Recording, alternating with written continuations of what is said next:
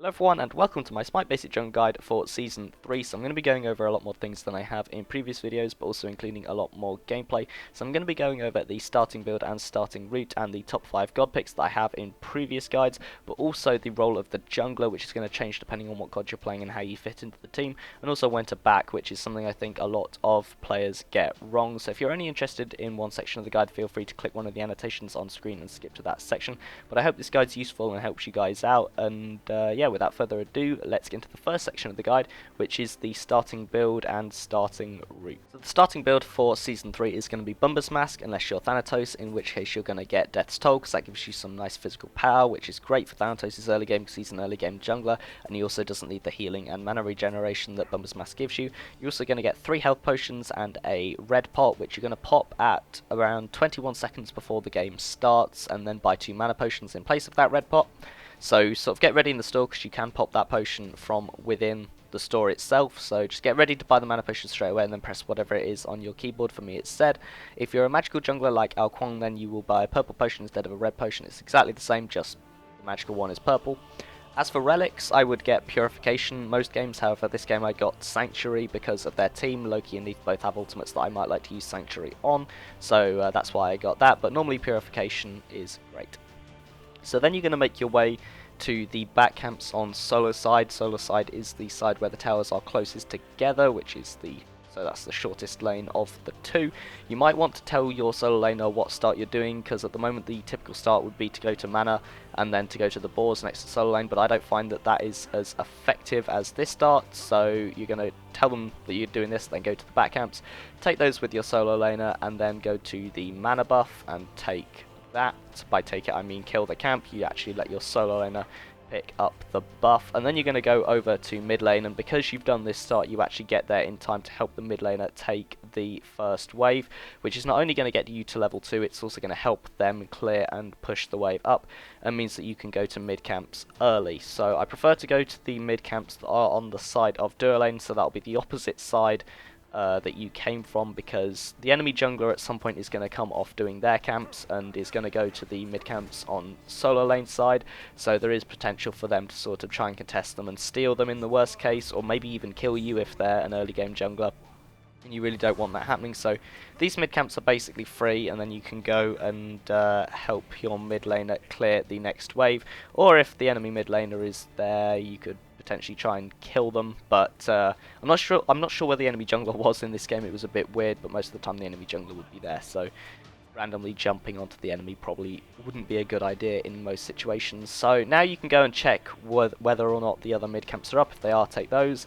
Other things you can do is check for back camps. If back camps haven't been taken yet, then you can go and take those with the mid laner, or if everything else is done, then go and take those fire elementals. They don't give you much, but it is better than nothing. Gives you something to do while you're waiting for the next wave to come along, and then go and take the next wave with your mid laner and kill the mid laner if he's doing that, because he was overextended and that's stupid. So on screen you can see the jungle route that I just covered. Now in the description there'll be a link for you to download this. If you want to put this up on a second monitor or something, then please feel free to go ahead and do that if that's something you think would help you. On the right hand side I put a list of all the camps along with the time they first spawn at and the time they take to respawn after you've killed them, and sort of a priority tier system. Now remember, ganking lanes is almost always more important than taking a camp, so obviously you've got to take damage buff and mana buff at some point, and contesting mid camps is also really important. But say mana buff has only just spawned and solo lane's getting pushed out and they really need help, or the enemy solo lane is in a really stupid place and you know you can get a kill, that's going to be more important than taking mana buff, because it's going to get your team further ahead or stop your team getting behind and just benefit your team more overall. I've also put the starting build up there along with some additional tips. First tip is to try and gank a lane as soon as you hit level 5 and make use of that ultimate.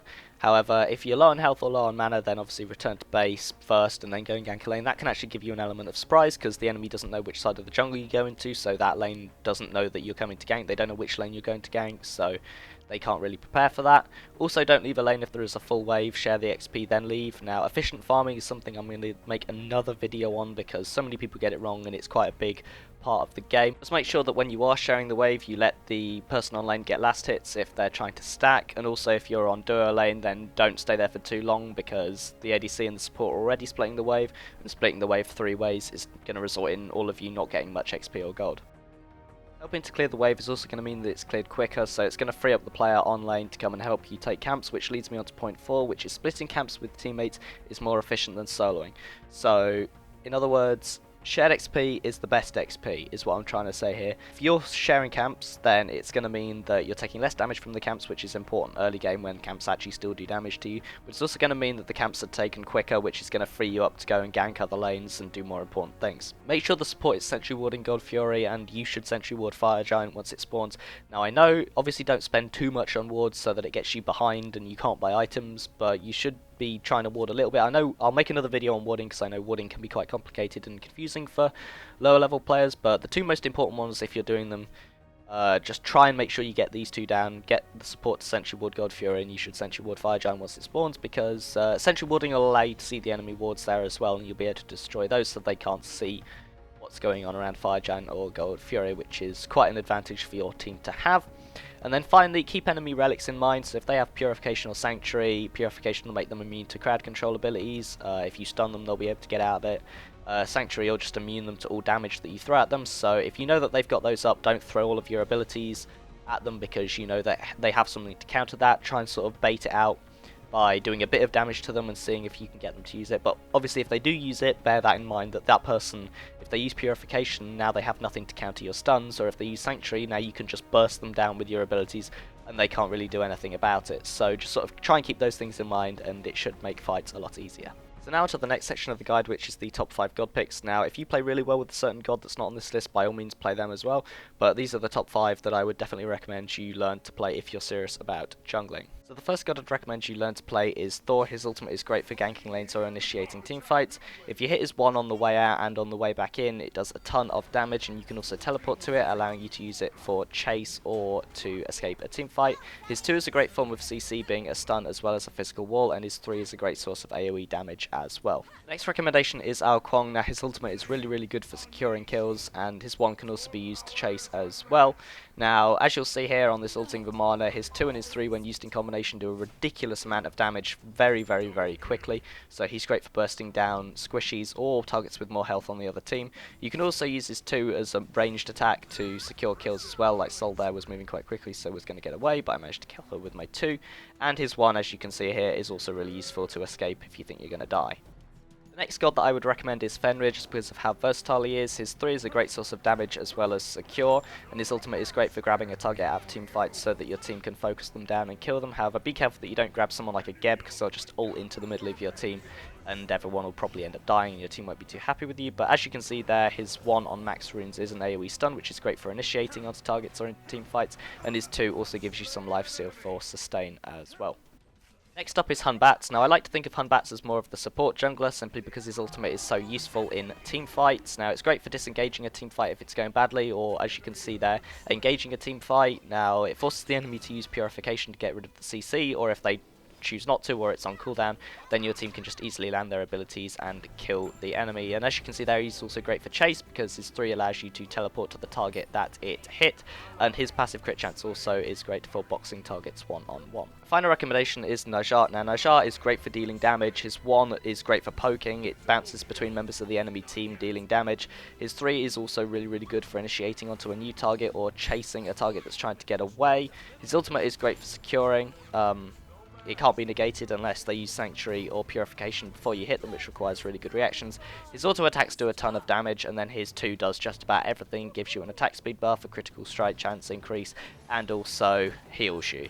So the next section of the guide is the role of the jungler. Now there are 5 things that I've listed, and the first 3 I believe are things that you should do no matter what god you are, and then the last 2 are things that are a lot more god specific.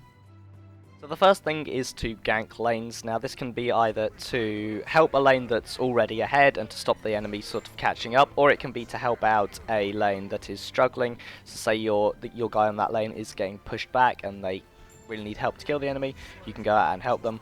Or it can just be to sort of show your face and poke the enemy a bit, which is what I'll get onto next, which is presence. So presence is one of the most important things and one of the most overlooked things. Now presence could just be literally walking onto the lane, helping take a wave, and then walking away again. Or poking the enemy a bit and taking their health down. It really doesn't need, you don't need to full on initiate in order to show presence, and you don't need to try and get kills to show presence. You just need to let the enemy know that you're there, which is going to alleviate the pressure from that lane and make the enemy play a little bit more defensive, because they don't want to get too aggressive, because there's always the possibility that you could be there and then come and help out and kill them. So now onto the thing that everyone thinks of when they think of jungling, which is helping to clear camps. So helping the mid laner get mid camps and contesting those is a really important part. Also helping the mid laner get their red buff and then the solo laner get their blue buff are also really important things. Obviously later on then, if you're not there, then they can always go and take the buff themselves if you're busy ganking another lane or something, but especially in the early game you really need to make sure you're helping with that. So now onto more god-specific roles. So the first god-specific role I'm going to mention is initiating teamfights. I'm going to use the same clip as I used to illustrate Hun Batz, simply because it's one of his most important features, is initiating into teamfights.